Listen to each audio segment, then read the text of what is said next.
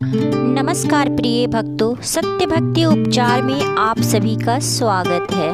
प्रिय भक्तों, आज मैं इस वीडियो में अनंत चतुर्थी व्रत कथा सुनाने जा रही हूँ। इस कथा को सुनने मात्र से सारे पाप नष्ट हो जाते हैं, सारे दुख समाप्त हो जाते हैं और इसके साथ ही साथ मोक्ष की प्राप्ति होती है। तो चलिए कथा का श्रवण करते हैं। उससे पहले अनंत भगवान के चरणों में एक लाइक और चैनल को प्लीज सब्सक्राइब कर दीजिए। अनंत भगवान आपके सारे पाप नष्ट कर सुख शांति और ऐश्वर्य प्रदान करते हैं। अनंत चतुर्थी का व्रत शास्त्रों में बहुत ही खास माना जाता है। अनंत चतुर्थी पर भगवान विष्णु के अनंत स्वरूप की पूजा की जाती है और हाथ में 14 गांठों वाला धागा अनंत बांधा जाता है। ऐसा करने से माँ लक्ष्मी अति प्रसन्न होती हैं। अनंत चतुर्थी की पूजा में कथा का पाठ करने का बहुत ही महत्वपूर्ण माना जाता है। यह कथा इस प्रकार है। एक बार महाराज युधिष्ठिर ने राजसूय यज्ञ किया और यज्ञ मंडप का निर्माण बहुत ही सुंदर और अद्भुत रूप से किया गया। उस मंडप में जल की जगह स्थल तो स्थल की जगह जल की भ्रांति होती थी। इससे दुर्योधन एक स्थल को देखकर जल कुंड में जा गिरे। द्रौपदी ने यह देखकर उनका उपहास किया, उन पर हंसी और कहा कि अंधे की संतान अंधी ही होती है।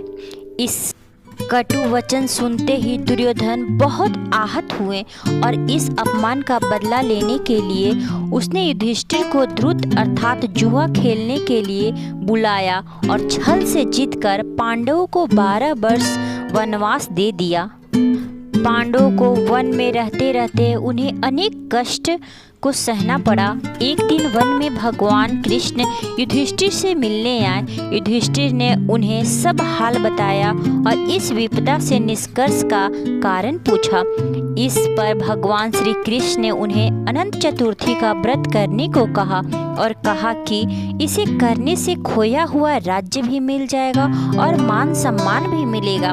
इस वार्तालाप के बाद श्री कृष्ण युधिष्ठिर को एक कथा सुनाते हैं। बहुत समय पहले एक तपस्वी ब्राह्मण था जिसका नाम सुमंत था। वह अपनी पत्नी जिसका नाम दीक्षा था उसके साथ रहता था। उसकी सुशीला नाम की एक सुंदर और धर्मपरायण कन्या थी। जब सुशीला कुछ बड़ी हुई तो उसकी माँ दीक्षा का निधन हो गया। तब उसके पिता सुमंत ने दूसरा विवाह करने की सोची और कर्कशा नाम की स्त्री से विवाह कर लिया। इसके बाद जब सुमंत ने अपनी पुत्री का विवाह करने की ठानी और ऋषि कौंडिन्य के साथ सुशीला का विवाह कर दिया। कर्कशा ने विदाई में अपने जमाई को साथ में ईंट और पत्थर के टुकड़े बांध दिए। ऋषि कौंडिन्य को यह व्यवहार बहुत बुरा लगा। वह बहुत दुखी मन के साथ अपनी पत्नी सुशीला को विदा कराकर अपने साथ लेकर चल दिए। चलते चलते रात्रि का समय हो गया। अब सुशीला ने रास्ते में अनंत चतुर्थी का व्रत देखा। सुशीला देखा कि संध्या के समय नदी के तट पर सुंदर वस्त्र धारण करके स्त्रियां किसी देवता का पूजन अर्चना कर रही हैं। सुशीला ने उत्सुकतावश उनसे पूछा तो उन्होंने अनंत व्रत की महिमा सुनाई। तब सुशीला ने भी व्रत किया और पूजा करके 14 गांठों वाला डोरा हाथ में बांधकर ऋषि कौंडिन्य के पास आकर सारी बातें बताई। ऋषि ने उस धागे को तोड़कर अग्नि में डाल दिया। इससे भगवान अनंत का अपमान हुआ।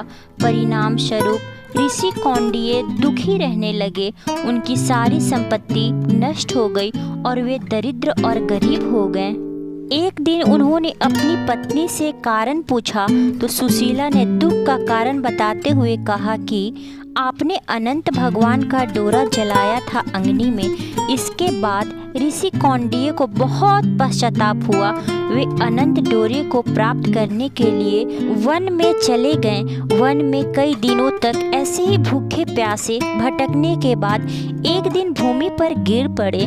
तब भगवान अनंत ने उन्हें दर्शन दिए और कहा कि तुमने मेरा अपमान किया जिसके कारण तुम्हें इतना कष्ट उठाना पड़ा, लेकिन अब तुम तुमने पश्चाताप कर लिया है, मैं तुमसे प्रसन्न हूँ। तुम घर जाकर अनंत व्रत को विधि विधान से व्रत करो और 14 वर्षों तक व्रत करने से तुम्हारे सारे कष्ट, दुख, पीड़ा, दर्द समाप्त हो जाएंगे और तुम दोबारा संपन्न हो जाओगे। घर में धन्य धान्य की कभी कमी नहीं रहेगी। ऐसी वचन सुनकर ऋषि कौंडिन्य ने घर जाकर विधि पूर्वक पति पत्नी साथ में मिलकर अनंत की पूजा की और उनके सारे कष्ट दूर हो गए और उनका खोया हुआ सब वापस आ गया। इस प्रकार जो भक्त जन अनंत देवता का विधि विधान से 14 वर्षों तक पूजा अर्चना करते हैं, उनकी सारी मनोकामना पूर्ण होती है, सारे पाप नष्ट हो जाते हैं और अंत में मोक्ष की प्राप्ति होती है। पंचांग के अनुसार हर साल अनंत चतुर्थी का त्योहार भाद्रपद माह के शुक्ल पक्ष के चतुर्थी तिथिया को मनाया जाता है। इसे अनंत चौदस भी कहा जाता है। इस दिन भगवान विष्णु और माता पार्वती की आराधना की जाती है। इस दिन अनंत सूत्र बांधने की परंपरा है। यह सूत्र 14 गांठों से बना होता है।